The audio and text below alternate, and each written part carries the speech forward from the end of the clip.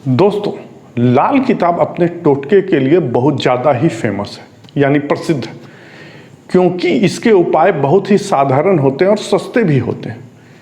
कोई भी व्यक्ति इसे कर सकता है। तो आज मैं आपको बताऊंगा, अगर आप किसी रोग से परेशान हैं या फिर आप अपने जीवन को रोग मुक्त बनाना चाहते हैं, तो लाल किताब के टोटके या उपाय को अगर आप कर लेते हैं तो आप बीमार नहीं पड़ेंगे और आप स्वस्थ रहेंगे और आपके परिवार के लोग भी स्वस्थ रहेंगे, यानी खुशहाल भी रहेंगे। अगर स्वस्थ रहिएगा तो खुशहाल भी रहिएगा। नमस्कार दोस्तों, इसी टॉपिक के साथ मैं हाजिर हूं आपके अपने channel astrology and vastu by J V. Raman में।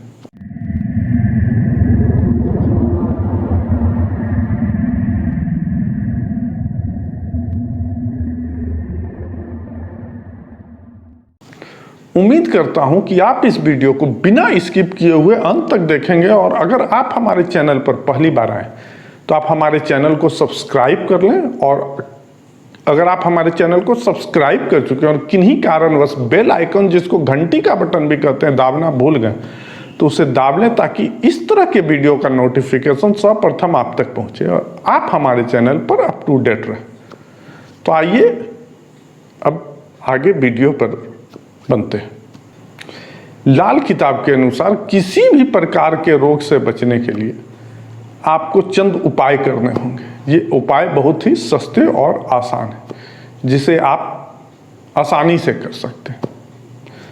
तो आइए देखते हैं कौन सा उपाय है।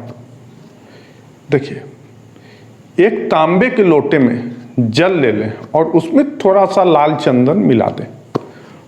उस बर्तन को, उस लोटा को, यानी आप अपने सर के नीचे रात में, जहाँ जिस रूम में सो रहे हैं, जिस तरफ सर रखे हैं, उसके नीचे, पलंग के नीचे सर के तरफ आप रख दें, और सवेरे उठकर सबसे पहले उस जल को बबूल के वृक्ष की जड़ में दे दें, उसका पानी दे दें।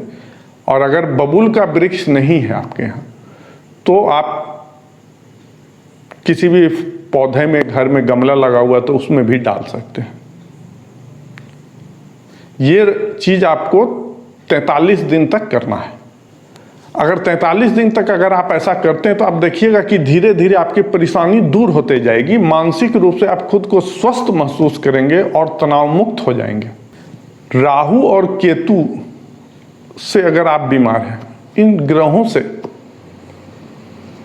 तो आप क्या कर सकते हैं?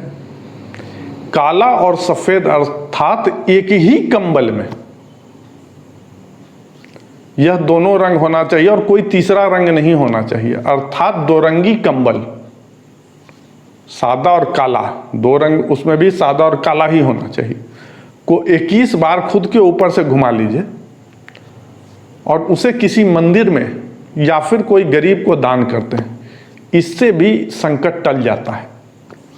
पानीदार, पानी भरा हुआ एक नारियल लें और उसे अपने ऊपर से 21 बार घुमा लें। घुमाने के बाद उसे किसी देव स्थान या घर के बाहर जाकर अग्नि में जला दें। ऐसा परिवार के जिस सदस्य पर संकट हो उसके ऊपर से कर सकते हैं। उक्त उपाय किसी मंगलवार या शनिवार को ही करना चाहिए और कम से कम 11 बार ऐसा करना होगा, यानी 11 लगातार मंगल या शनिवार किसी भी दिन आप करते हैं तो जीवन में अचानक आए हुए कष्ट से छुटकारा मिलेगा। यदि किसी सदस्य की सेहत खराब है तो उसके लिए भी यह उपाय कर सकते हैं। घर में अगर किसी की सेहत का प्रॉब्लम हो रहा है तब ये उपाय आप कर सकते हैं। अब मान लीजिए आप शनि के कुछ रोग से अगर परेशान हैं, शनिवार को कांसे की कटोरी में सरसों का तेल ले लें और उसमें एक 5 का सिक्का डाल दें और उसमें अपनी परछाई देखें, और किसी शनि मंदिर में शनिवार के दिन कटोरी सहित तेल रखकर आ जाए। यह उपाय भी आपको कम से कम 11 दिन करना होगा। अगर ऐसा आप करते हैं तो शनि की पीड़ा शांत हो जाएगी और शनि देव की कृपा शुरू हो जाएगी, और जिससे कारण आप रोग मुक्त हो जाइएगा। अगर शनि से आप परेशानी हो रहा, रोग हो रहा, तो हनुमान चालीसा का पाठ कर सकते हैं। प्रतिदिन सुबह शाम अगर आप हनुमान चालीसा का पाठ करते हैं, घर के पूजा रूम में कर लीजिए या बजरंगबली के मंदिर में भी आप कर सकते हैं। पवित्र भावना, पवित्र मन से अगर आप हनुमान चालीसा का पाठ करते हैं तो हनुमान जी की कृपा आपके ऊपर बने रहेगी। इससे आपको हर तरह की जानी अनजाने, होने अनहोनी से बचाती है। हनुमान चालीसा पढ़ने का और भी फायदा, पितृ दोष दूर होता, मंगल दोष दूर होता, राहु केतु के दोष भी दूर होते हैं। प्रतिदिन कुत्ते को रोटी खिलाएं, और खास करके काला कुत्ता हो तो उसको खिलाइएगा, तो आकस्मिक जो संकट आता है उससे आप दूर रहिएगा, उससे बचे हुए रहिएगा। शुक्रवार को लकड़ी के पाट पर बैठ के, पीढ़ा जिसको कहते हैं, पे बैठ के अच्छे से पानी में 1 चम्मच दही डाल दीजिए और उसको मिला दीजिए, और उसी पानी से अगर आप नहाते हैं तो चर्म रोग ठीक हो जाता है। प्रतिदिन सुबह और शाम में जो पूजा होता है तो आप उस समय, पूजा के समय कपूर जला सकते हैं, और उस कपूर का जो धुआं है वो पूरे घर में आप दिखाइए। इससे भी आप रोग मुक्त रहिएगा।